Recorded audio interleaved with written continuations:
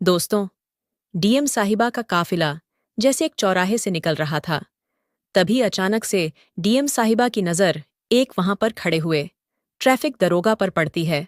उसके बाद डीएम साहिबा अपनी गाड़ी को रुकवा आती हैं और अपने गार्ड को भेजकर उस दरोगा को अपने पास बुलाती हैं। अब दरोगा जैसे ही सुनता है कि डीएम साहिबा उसे बुला रही हैं, तो थोड़ा सा घबरा जाता है और सोचने लगता है कि मुझसे ऐसी क्या गलती हो गई जो डीएम साहिबा मुझे बुला रही हैं। इसके बाद वह डरते हुए डीएम साहिबा की गाड़ी के पास पहुंचता है और जैसे ही गाड़ी में बैठी हुई डीएम साहिबा को देखता है तो एकदम से हैरान और भौंचक्का सा रह जाता है। कौन थी डीएम साहिबा और किस वजह से डीएम साहिबा ने उस ट्रैफिक दरोगा को अपने पास बुलाया था? पूरी कहानी की सच्चाई जानने के लिए वीडियो को अंत तक जरूर देखें। मध्य प्रदेश के एक डिस्ट्रिक्ट में एक परिवार रहा करता है। परिवार के अंदर माता पिता है। एक उनका लड़का है जिसका नाम नीरज है और नीरज की अभी अभी शादी हुई है। उसकी पत्नी का नाम पूजा है और पूजा घर के अंदर अच्छी तरह से रहा करती है। वह अपने सास ससुर का कहा माना करती और पति की आज्ञा का पालन किया करती।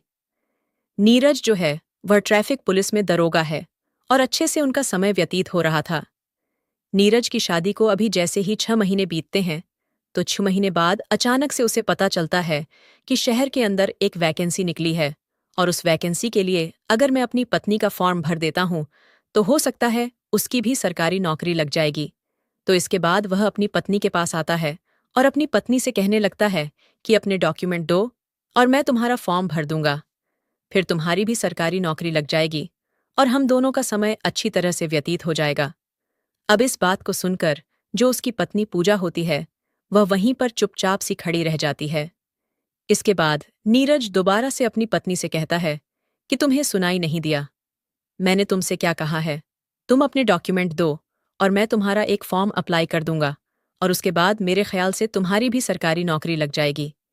लेकिन तभी जो पूजा है वह उससे कहने लगती है कि नीरज, यह बात आपसे है। लेकिन तभी उसकी पत्नी जो पूजा है उसकी आंखों में आंसू आ जाते हैं और रोते हुए नीरज से कहने लगती है कि नीरज, मुझे माफ कर दो, ये बात मैंने तुमसे छुपाई है। अब इस बात को सुनते ही नीरज एकदम से पूजा की तरफ खड़ा होता है और कहता है कि कौन सी बात छुपाई है, क्या हुआ जो तुम इस तरह से रो रही हो? तो उसके बाद पूजा उसे बताने लगती है कि देखो, मैं ज्यादा पढ़ी लिखी नहीं हूं, मैं नवीन क्लास पास हूं और उसके बाद मैंने पढ़ाई लिखाई छोड़ दी थी। उसके बाद जब मेरी और तुम्हारी शादी हुई थी तो मेरे घर वालों ने और तुम्हारे घर वालों ने कह दिया था कि लड़के को कुछ भी मत बताना और इसी तरह से अच्छी तरह से इस घर के अंदर जीवन व्यतीत करना। मैंने कई बार कहा था कि पिताजी, आप इस तरह से मेरी शादी मत करो, लेकिन वह लोग नहीं माने और उन लोगों ने तुम्हारे साथ मेरी शादी तय कर दी और अब मैं तुम्हारी पत्नी बनकर तुम्हारे साथ रह रही हूं। इस बात को सुनते ही जो नीरज होता है वह बहुत ही ज्यादा गर्म हो जाता है और पूजा पर चिल्लाने लगता है। अब जैसे ही नीरज के जोर से बोलने की आवाजें नीरज के माता पिता सुनते हैं तो वह लोग भी वहां पर आ जाते हैं और वहां पर आकर नीरज को समझने लगते हैं। कहते हैं कि बेटा, लड़की के अंदर संस्कार कूट कूट कर भरे हुए हैं और इसी वजह से हमने तुम्हारी शादी कराई है। अगर कोई पढ़ी लिखी लड़की लेकर आता तो वह बहुत ही बेकार रहती और वह हमारा जरा भी आदर नहीं किया करती। हम तो यही चाहते थे कि तुम्हारा जीवन अच्छी तरह से व्यतीत हो। तो पैसे तो तुम कमा लिया करते हो और घर को संभाल के लिए इस लड़की को सब कुछ आता है, इसी वजह से तुम्हारी शादी कर दी है। इसके बाद जो नीरज होता है उसे और भी ज्यादा गुस्सा आता है और वह अपने माता पिता पर भी चिल्लाने लगता है। कहता है कि कैसी अनपढ़ गवार से मेरी शादी करा दी। तुम लोगों ने जरा भी नहीं सोचा कि मेरी जिंदगी पूरी तरह से बर्बाद हो जाएगी। ऐसा कहकर नीरज नाराज होकर वहां से चला जाता है और पूजा इस बात को सुनकर फूट फूट कर रोने लगती है। तभी जो पूजा के सास ससुर होते हैं वह उसे सहारा देते हैं। कहते हैं कि चिंता मत करो, ये तो ऐसा ही है, 2-3 दिन तक नाराज रहेगा और उसके बाद फिर से सभी चीजों को एक्सेप्ट करके तुम्हारे साथ अच्छी तरह से रहने लगेगा। लेकिन दोस्तों, धीरे धीरे पूजा और नीरज के बीच में विवाद बढ़ने लगता है और छोटी छोटी बातों को लेकर जो नीरज होता है वह पूजा से अनपढ़ गंवार जाहिल कहकर बोला करता और बात बात पर उसकी बेइज्जती कर दिया करता है।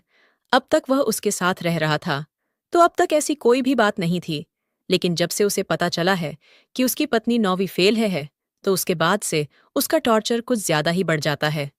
पूजा पहले तो इस बात की शिकायत अपने सास ससुर से करती है। लेकिन उसके बावजूद भी जब नीरज बाज नहीं आता है तो अपने माता पिता के पास फोन कर कर उनको बता देती है कि इस तरह से मुझसे लड़ाई किया करता है और मेरे साथ बहुत ही ज्यादा ज्यादती हो रही है। उसके माता पिता उसे समझा देते हैं, कहते कि बेटी कोई बात नहीं, अब तो तुम्हें वहीं पर रहना है और तुम आराम से वहीं पर बनी रहो। तो जो पूजा अपने माता पिता की बात सुनती है और वहीं पर रहने का प्रयास करती है, लेकिन नीरज उसे बिल्कुल भी पसंद नहीं करता था और एक दिन लड़ाई के दौरान वह पूजा पर हाथ उठा देता है। अब जैसे ही पूजा पर उसने हाथ उठाया था तो पूजा यह बात बर्दाश्त नहीं कर पाती है और वहां से रूठकर अपने मायके चली जाती है। मायके में जाकर बैठ गई थी। वह सोच रही थी कि कुछ दिनों बाद मुझे मनाने के लिए वापस आ जाएगा। लेकिन जो नीरज होता है उसे मनाने के लिए नहीं जाता है और वहीं पर अपने घर में आराम से बैठा रहता है। जब उसके माता पिता उसे बहू को लाने के लिए कहते हैं तो वह मना कर देता है। कहता है कि उसे मैं नहीं लेकर आऊंगा और मैं तो उसे तलाक दूंगा। मुझे ऐसी पत्नी नहीं चाहिए जो अनपढ़ गंवार हो। अब इस बात को सुनकर माता पिता उसे बहुत समझाने की कोशिश करते हैं, लेकिन वह उसकी एक नहीं सुनता है और कोर्ट में जाकर तलाक का केस दर्ज करा देता है। इसके बाद समन पहुंचते हैं पूजा के पास और पूजा को यह बात पता चलती है तो उसे बड़ा ही गुस्सा आने लगता है अपने पति पर, क्योंकि उसने अपने पति की दिलो जान से सेवा की थी, लेकिन वह अब उसे तलाक देना चाहता है। इसके बाद पूजा भी ठान लेती है कि वह भी अपने पति को तलाक देगी और उस केस को लड़ने लगती है। कुछ दिनों बाद दोनों का तलाक हो जाता है और तलाक होने के बाद नीरज अपने घर रहता है और पूजा अपने घर रहती है। पूजा जब सोचती है कि उसका घर बर्बाद हो गया है और अब वह यहाँ पर पड़ी हुई है, उसके पति से उसका तलाक हो गया है, तो बहुत कुछ उसके दिमाग में ऐसा चलने लगता है जो उसको बर्दाश्त नहीं था, क्योंकि बार बार उसके सामने वह बातें आ जाया करती जब उसका पति उसे अनपढ़ गंवार और जाहिल कहकर बुलाया करता और बात बात पर उसे धमकाया करता। कभी कभी उसे अपने पति पर गुस्सा आता है तो कभी कभी उसे ऐसा लगता है कि जो कुछ भी हुआ है बहुत ही गलत हुआ है।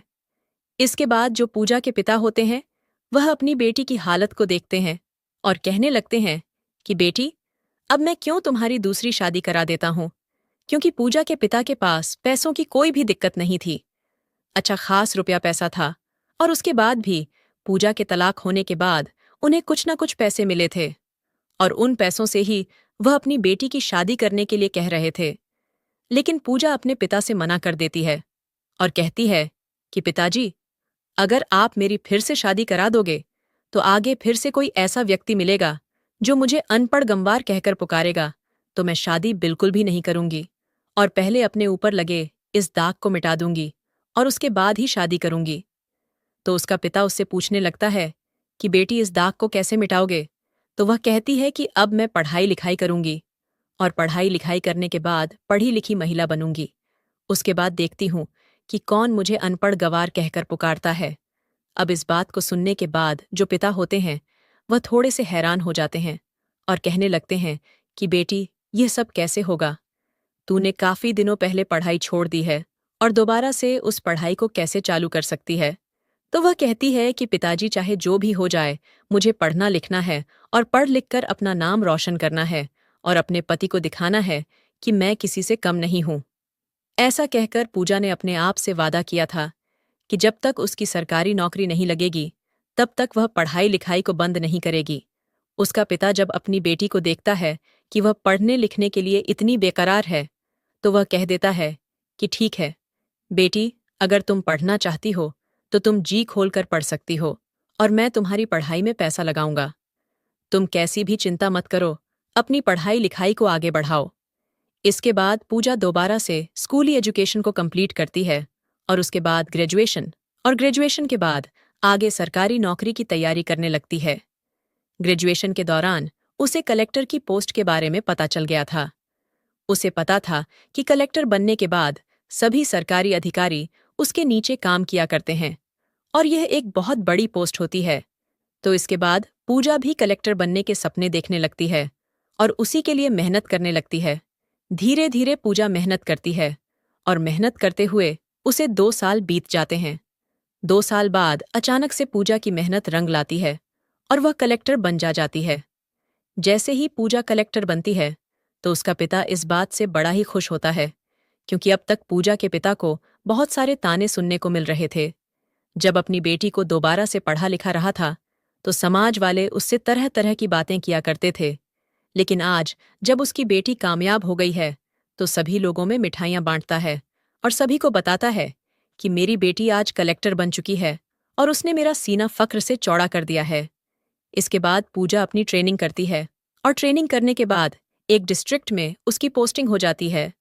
जिस डिस्ट्रिक्ट के अंदर उसकी पोस्टिंग हुई थी, वहां पर रहकर वह अच्छी तरह से अपने कार्यभार को संभालती है और मेहनत और ईमानदारी से काम करती रहती है। तभी एक दिन अचानक से कलेक्टर साहिबा को कहीं जाना था, तो वह अपनी गाड़ी में बैठी और बैठने के बाद उस जगह जाने के लिए निकल जाती है। रास्ते में एक चौराहा पड़ता है और उस चौराहे पर ट्रैफिक पुलिस भी खड़ी हुई थी। जैसे ही कलेक्टर साहब का काफिला आते हुए वह लोग देखते हैं, तो एकदम से ट्रैफिक को साइड करने लगते हैं और कलेक्टर साहब की गाड़ी को निकालने का प्रयास करते हैं। वहीं पर जब कलेक्टर साहिबा उस चौराहे को क्रॉस करती है, तो उसी चौराहे पर एक पुलिस वाला उसे दिखाई देता है। जो पुलिस वाला उसे दिखाई दिया था, वह और कोई नहीं, वही नीरज था जिसने पूजा को आग दे दिया था और तलाक के बाद पूजा ने दोबारा से अपनी पढ़ाई लिखाई स्टार्ट कर दी थी। तो पूजा जैसे ही नीरज को देखती है, तो एकदम से ड्राइवर को गाड़ी रोकने के लिए कहती है। गाड़ी रोकने के बाद पूजा पहले तो मिरर से देखकर यह कंफर्म करती है कि यह सच में ही नीरज है या मुझे वैसे ही वहम हुआ है। अब गौर से देखने के बाद में पहचान जाती है कि यह वही नीरज है। तो फिर जो कलेक्टर साहिबा के साथ गनर होता है, वह उसे गाड़ी से उतारती है और कहती है कि उसे दरोगा को बुलाकर लाओ, जो वहां पर खड़ा हुआ है। तो गनर वहां पर जाता है और नीरज से कहता है कि तुम्हें कलेक्टर साहिबा बुला रही है। इसके बाद जो नीरज होता है, वह अपने दिमाग में बहुत कुछ सोचने लगता है। वह सोचता है कि कहीं मुझसे कोई गलती तो नहीं हो गई, जो कलेक्टर साहिबा ने स्पेशल मुझे बुलाया है, आखिर क्या कारण होगा।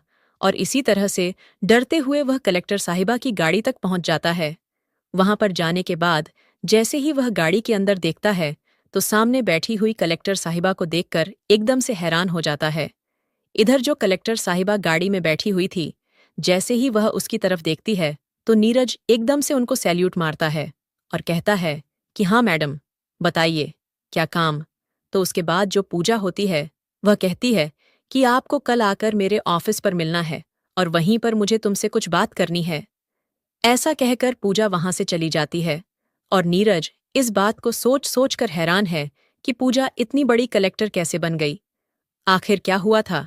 उसके बाद जो नीरज होता है, वहीं से उस गांव के अंदर जहां पर पूजा पहले रहा करती थी, वहां पर पता करता है और पता करने के बाद पूजा की पूरी कहानी उसकी आंखों के सामने आ जाती है। उसे पता चलता है कि जब उसका का तलाक हो गया था, तो उसके बाद उसने दूसरी शादी नहीं की है और उसके बाद उसने पढ़ाई लिखाई को चालू किया और पढ़ लिख कर एक कलेक्टर बनकर दिखाया है।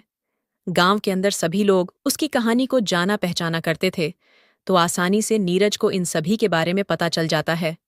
इन सभी बातों को सोचकर नीरज काफी ज्यादा हैरान होता है और इसी हैरानी में दूसरे दिन कलेक्टर साहिबा से मिलने के लिए उनके ऑफिस पर चला जाता है।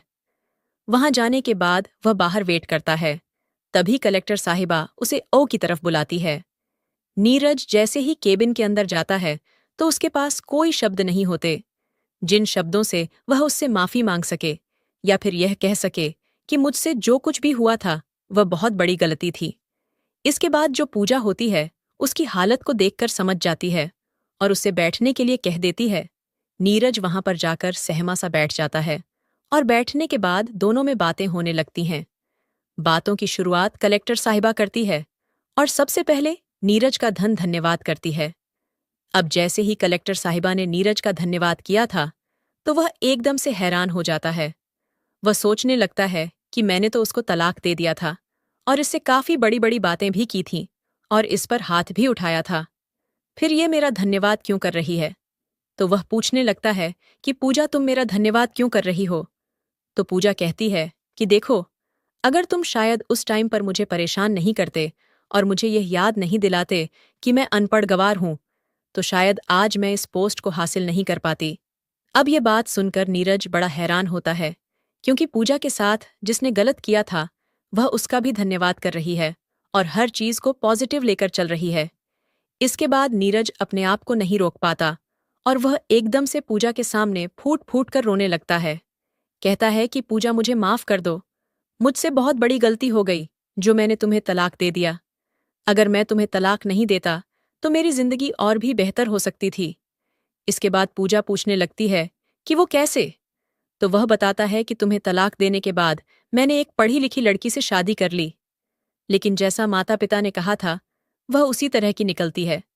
उसने मेरा जीना हराम कर रखा है और मैं उसे चाहकर भी तलाक नहीं दे सकता, क्योंकि वह बार बार तरह तरह के केस मुझ पर करने की कोशिश करती है और मुझे धमकी दिया करती है और कहती है कि अगर तुमने इधर उधर थोड़ा भी किया तो फिर देख लेना, तुम्हारी ना तो नौकरी बचेगी और ना ही तुम्हारे माता पिता भी घर के अंदर आराम से रह सकते हैं। ऐसा कहकर नीरज फिर से फूट फूट कर रोने लगता है। तभी जो पूजा होती है उसे फिर से चुप कराती है और कहती है कि कोई बात नहीं नीरज, जो कुछ होना होता है वह ऊपर वाला हमारे भाग्य में लिखता है और इसमें हमारे हाथ में कुछ नहीं होता है। शायद तुम्हारे भाग्य में वही महिला थी, इसी वजह से तुमने मुझे तलाक दिया और उससे शादी कर ली।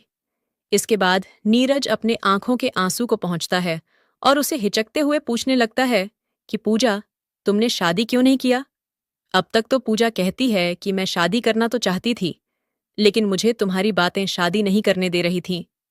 बार बार जो तुम कहा करते थे ना कि अनपढ़ गवार है, तो इसी वजह से मैंने शादी करने से पहले यह फैसला किया कि सबसे पहले मैं पढ़ लिख कर एक सरकारी नौकरी प्राप्त करूंगी और उसके बाद ही शादी के बारे में सोचूंगी। इन बातों को कहकर पूजा कहने लगती है कि खैर, छोड़ो इन बातों को, इन बातों में तो काफी ज्यादा लग जाएगा, लेकिन जिंदगी में कभी भी अगर तुम्हें मेरी जरूरत हो तो तुम बेझिझक होकर मुझे फोन कर सकते हो, क्योंकि आज जो मैं कलेक्टर बनी हूं वह तुम्हारी बदौलत है। अगर तुम मुझे ताना नहीं मारते तो मैं कभी भी इस पोस्ट को हासिल नहीं कर पाती, और यही कारण तो तुम्हें यहां पर बुलाने का। तुम भले ही मेरे बारे में कुछ भी सोचते हो, लेकिन मैं तुम्हारे बारे में अच्छा ही सोचती हूँ और तुम्हारी वजह से आज मेरी जिंदगी सफल हो गई है। ऐसा कहकर जो पूजा है नीरज को वहां से जाने के लिए कह देती है और नीरज वहां से मायूस होकर निकल आता है और शाम के समय अपने पिता से बात करती है और कहती है कि पिताजी, मुझे नीरज मिला था। तो इसके बाद पिता पूछने लगे कि बेटा, क्या कह रहा था? तो वह सारी बातें अपने पिता को बताती हैं और इन बातों को सुनने के बाद पिता को भी अपनी बेटी पर गर्व महसूस होता है, क्योंकि जिस व्यक्ति ने उसके साथ इतना गलत किया था उसको फिर भी उसकी बेटी ने धन्यवाद किया था। इसके बाद कुछ दिन ऐसे बीतते हैं, जो पूजा है वह वहां पर काम करती रहती है और तभी एक दिन अचानक से पूजा के पिता का फोन उसके पास आता है और वह कहने लगते हैं कि बेटी, तुम्हारे लिए एक रिश्ता आया है और वह लड़का तुमसे शादी करना चाहता है। इसके बाद पूजा मना कर देती है, कहती है कि नहीं पिताजी, मैं किसी से शादी नहीं करना चाहती। लेकिन तभी उसके पिता बताते हैं कि बेटी, लड़का और कोई नहीं, वही नीरज है जिसने तुझे तलाक दिया था। अब यह बात सुनकर वह बड़ी हैरान हो जाती है और कहने लगती है कि पिताजी, नीरज ने तो मुझसे कहा था कि मेरी शादी हो गई है और मेरी पत्नी मुझे बहुत ज्यादा परेशान किया करती है। तो उसके पिता कहने लगते हैं कि बेटी, वह तुमसे झूठ बोल रहा था, उसने अभी तक कोई भी शादी नहीं की है। नीरज के पिता यहाँ पर आए हैं और उन्होंने पूरी कहानी मुझे बताई है। दरअसल जब तुम दोनों का तलाक हो गया था तो उसके कुछ दिनों बाद तक नीरज गुस्सा रहता है, लेकिन उसके बाद अपने किए गए फैसले पर पछताने लगता है, क्योंकि बार बार वह तुमको याद किया करता और याद करके फूट फूट कर रोया करता। उसके माता पिता ने उससे कई बार शादी करने के लिए कहा था, लेकिन उसने साफ साफ मना कर दिया और कह दिया था कि मैं किसी से भी शादी नहीं करूंगा। अब जब तुम्हारी मुलाकात उससे हो गई है तो उसे लग रहा है कि वह तुम्हारे साथ शादी करें, दोबारा से, चाहे उसके लिए कुछ भी करना पड़े। वह तुमसे माफी मांगने के लिए भी तैयार है और तुम्हारे साथ शादी करना चाहता है। इस बात को सुनकर जो पूजा है वह थोड़ी देर तक सोच विचार करती है और सोच विचार करने के बाद कह देती है कि ठीक है बाबूजी, आप मेरी इससे शादी करवा देना और उससे कह दो कि पूजा शादी करने के लिए तैयार है। इसके बाद पूजा और नीरज दोनों की दोबारा से शादी हो जाती है और शादी होने के बाद दोनों एक दूसरे के साथ खुशी खुशी जीवन व्यतीत करने लगते हैं। शादी के बाद नीरज उससे पूछने लगता है कि पूजा तुमने एक बार में ही शादी के लिए हामी क्यों भर ली। तो पूजा कहती है कि नीरज शादी जिंदगी में एक बार होती है और एक बार मेरी शादी हो चुकी थी। तो मैंने सोचा जब तुम दोबारा शादी करने के लिए राजी हो तो क्यों ना ही से शादी कर ली जाए और तुम्हारे साथ ही अपने जीवन को व्यतीत किया जाए। वैसे भी मैंने अपनी जिंदगी की शुरुआत तुम्हारे साथ ही की थी। वह अलग बात है कि हम दोनों में थोड़ा सा झगड़ा हो गया और झगड़ा होने के बाद काफी दिनों तक हम दोनों को एक दूसरे से अलग रहना पड़ा। तो दोस्तों, ये थी कहानी एक लड़की की जिसे अनपढ़ कहकर तलाक दे दिया गया, लेकिन बाद में उस लड़की ने अपनी किस्मत अपने हाथों से ही लिख डाली। आप क्या कहना चाहते हो पूजा के बारे में? आप क्या कहना चाहते हो नीरज के बारे में?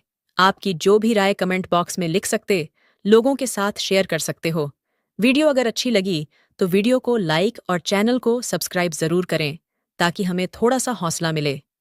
आप लोगों के लिए ऐसे ही अच्छे अच्छे वीडियो बनाने के लिए इन कहानियों को सुनने का उद्देश्य किसी को परेशान करना बिल्कुल भी नहीं है। ये कहानी आपको इसलिए सुनाई जाती है ताकि आप लोग इन कहानियों में से कुछ ना कुछ सीख सको और अपने जीवन में उस चीज को अप्लाई कर सको। मिलते हैं किसी अगली वीडियो में नए टॉपिक के साथ। तब तक के लिए आप सभी का बहुत बहुत शुक्रिया।